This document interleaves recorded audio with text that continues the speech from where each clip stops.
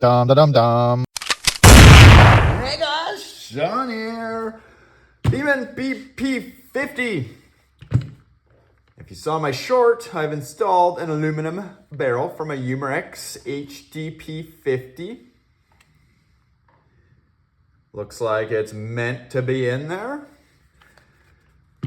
This video, I'm gonna shoot some projectiles through this to compare velocities to what I already have gotten on the plastic barrel. And I'll briefly show you how I did this.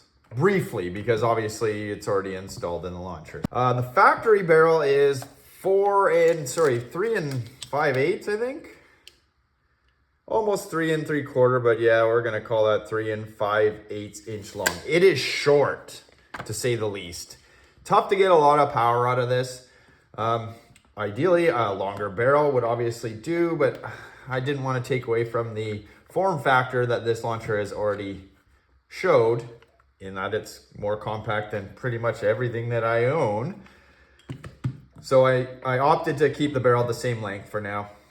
I had a spare HDP50 barrel laying around. This one has already been cut short, so it's just going to be an example.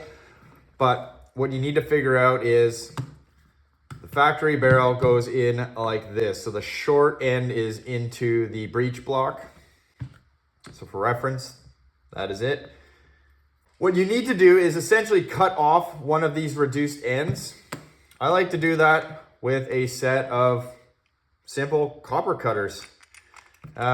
You'd be surprised you can cut through a lot of stuff with these. Just be patient, don't get too aggressive. I nipped it as close as I could to the end. I couldn't get it right on the edge. And it turned out, well, that's what I was left with. So it does protrude a little bit like that. So I could even shorten it up a little bit more, but whatever. And just go for it. Start spinning this just like you're cutting copper pipe. Now do it slow. You just want to just little turns at a time. Get it going. And it's getting slippery. I may have actually put this in my rubber jawed vise, so I'm giving you like the absolute Cro-Magnon way of doing it. But you can see it is working. You see it's starting to score a line in there. Beauty about using the pipe cutters like this is it'll be super straight. As long as you kept the alignment of the cutters, because they can walk a little bit. So I say just little baby turns on this dial. Whew. The Kung Fu grip is weak today. And there you go. It cuts off just like that. But what happens here is the operation of you tightening this down sort of compresses the end of this a little bit. So for instance, these balls, 12.5 millimeter, they drop right through, but whoop, you can see they kind of get stuck in the end. There's a burr on the edge here, so careful. And also because of this, just the nature of compressing and cutting. This is just a hand reamer, 3/4 inch reamer. And I'm not gonna do it here because it's just gonna make a mess on my mat. Do it over, garbage can or whatever. All you gotta do is just spin this, spin this, spin this. Keep test fitting, keep test fitting. Eventually, the ball will just go through like it does on this end. You're 3/4 of the way there. The last part, so this is gonna be your breech end. This plugs right in there. There's nothing else that needs to be done to this end. But what happens with the factory barrel is there is a rib inside the clamshell, which is this right here. That locates the barrel, helps lock it in place. I spun it in there. I put the barrel in. I kind of just dry fit it in it, and I spun it and spun it, spun it. And if you saw the short, which I will link, like I said, it left kind of a scratchy mark on the side of this barrel. And then the complicated part started.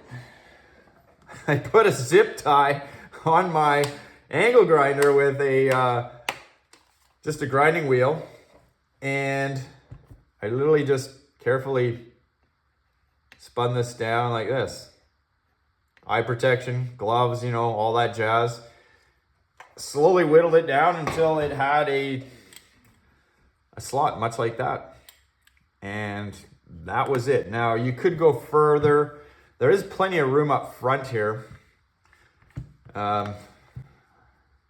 You could maybe shim this up with, like, I don't know, some O-rings or what have you, just as an extra precaution so that it couldn't actually blow out the barrel. I don't think it is in this case. And that's it. Let's shoot some balls. The factory Umarex barrel is, I think, 12.8 millimeters. So it is on the larger side, but I'll demonstrate now. A barrel is a worthy upgrade in this launcher. Far more than drilling your restrictor, because you didn't do that, did you? There it is, installed again.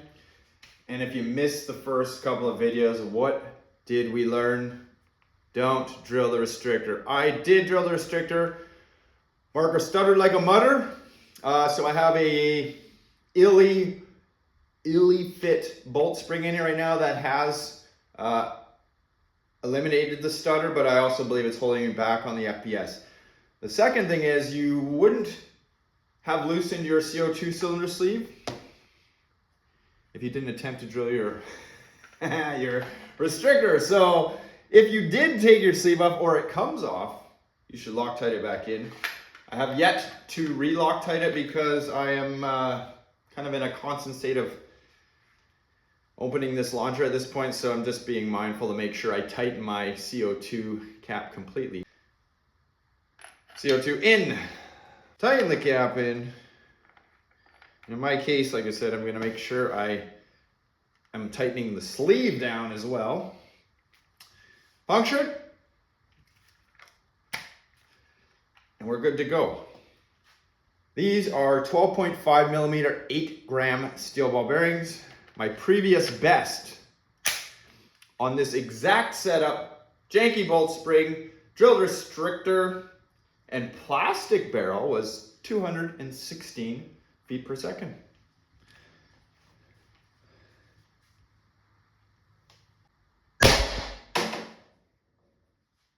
$228.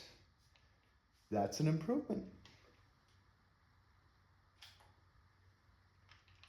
My wrists are really sore, that's why I'm getting that shake. My profession includes something that causes carpal tunnel syndrome, and pretty sure that I already got it. So if you ever notice that in my videos, there it is again on that end. And it comes and goes. It comes and goes. There's surgery for it, but not interested. Not interested. 210.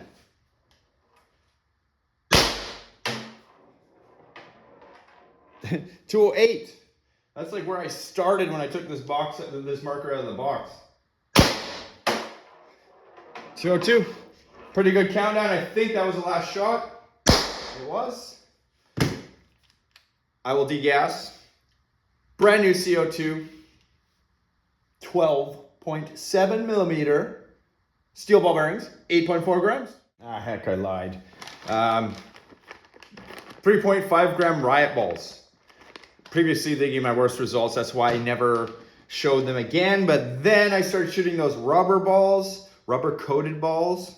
And I was getting misreads on my chrono and fluctuations in FPS, which is probably related to the misreads, not the balls dragging as maybe I previously suspected. But either way, I've retired the rubber coated balls. You should never use rubber coated balls. They just suck. I knew that. But this was my first really weird experience with them. So these riot balls are PVC coated. This is the same CO2, second magazine. I don't remember what these shot if I tried. So let's go. 288. I can just tell by the way that trap's moving. There's really no energy here. And weird. 242. I think we're out of gas.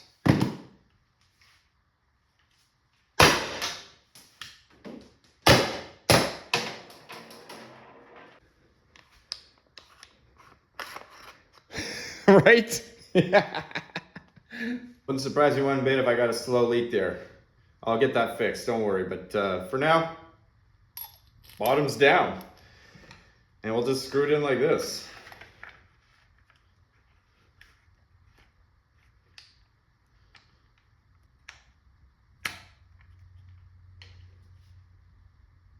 I don't hear a leak though, so I don't know.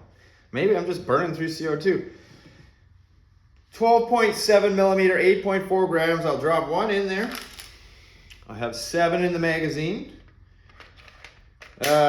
Previous best was 200.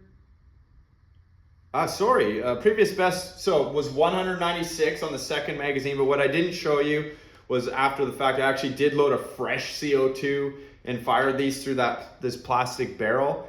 And the first hot shot was 200 feet per second. So 200 feet per second is the number to beat with these 8.4 grams.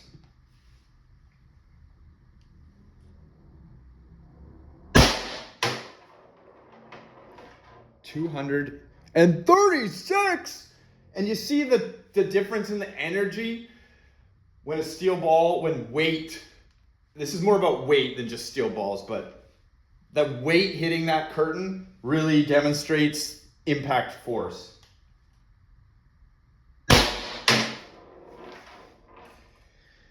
I like that. I like that a lot. 222. And she's petering out quick. 214.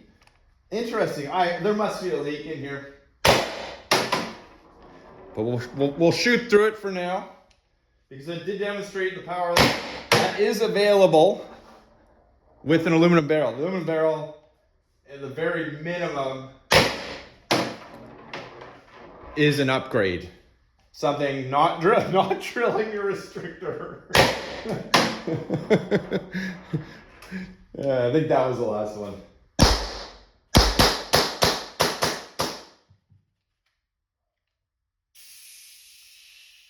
Now, this is just part of the test. I have been watching you guys shoot alien play aluminum balls and getting the best results for this. So I ordered aluminum balls. They'll be here later today. It is morning right now. I will add that addition to this video. Hey there, welcome to my future self. It is July 1st.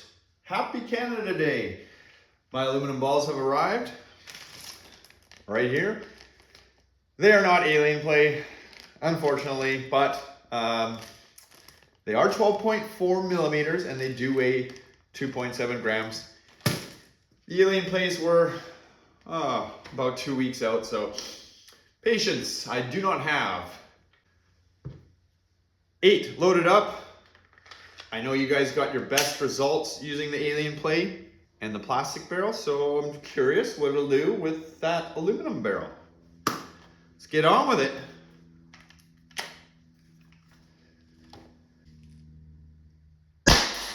Whoa, those ricochet like a mother. 370.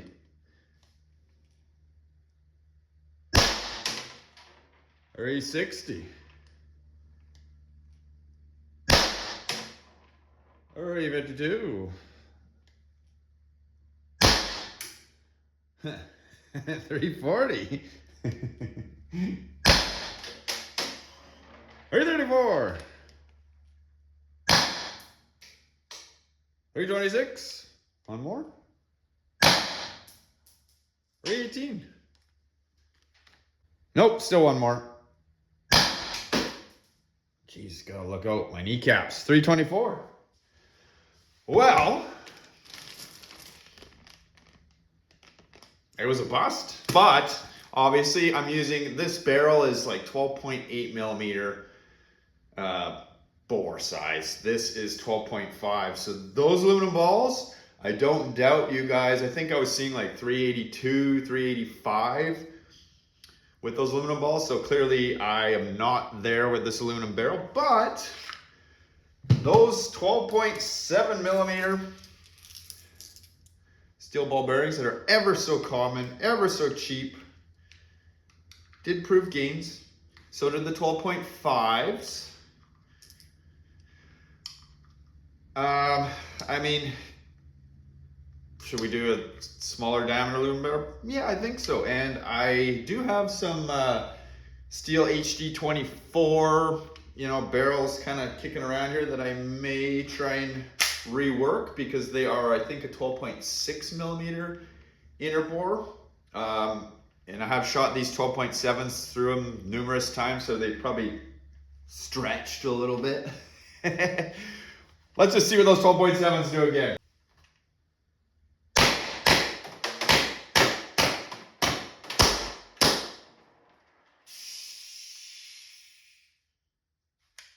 Aluminum barrel is an improvement.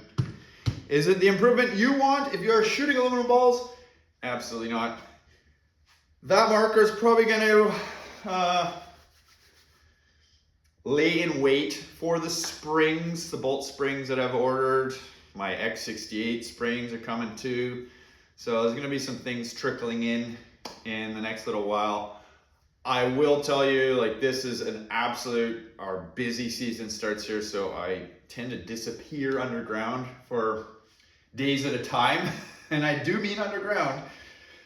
So the videos may start to be sporadic, more like weekends only, or whenever I can fit them in. So guys, stay tuned for more. See ya.